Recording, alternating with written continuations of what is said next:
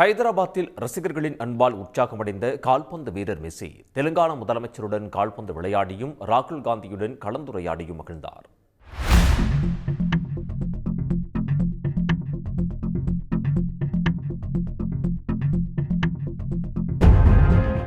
கால்பந்து உலகின் நட்சத்திர வீரர்களில் ஒருவரான நடப்பு சாம்பியனான அர்ஜென்டினா அணியின் கேப்டன் லயோனல் மெஸ்ஸி 14 ஆண்டுகளுக்கு பிறகு இந்தியாவுக்கு வந்துள்ளார்.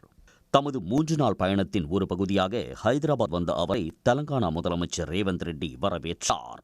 தொடர்ந்து ஹைதராபாத் ராஜீவ்காந்தி மைதானத்திற்கு வந்த மெஸ்ஸியை பல்லாயிரக்கணக்கான ரசிகர்கள் அவரது பெயரை உரக்க முழக்கமிட்டு ஆரவாரமாக வரவேற்றனர்.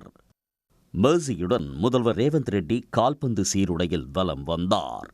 அப்போது மெஸ்ஸி மைதானத்தில் திரண்டிருந்த ரசிகர்களை பார்த்து கையசைத்தும் ரசிகர்களை நோக்கி கால்பந்தை உதைத்தும் உற்சாகப்படுத்தினார். பின்னர் கண்காட்சி போட்டியின் போது மெஸ்ஸி மற்றும் முதல்வர் ரேவந்த் ரெட்டி இருவரும் கோல் அடித்தனர்.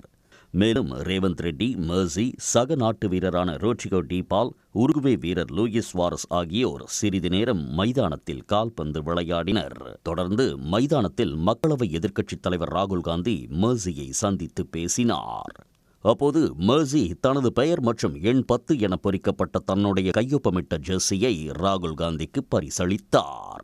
மைதானத்தில் சுமார் 1 மணி நேரம் இருந்த மெஸ்ஸி ரசிகர்களின் அன்பை ஏற்றுக்கொண்டு உற்சாகமடைந்தார்.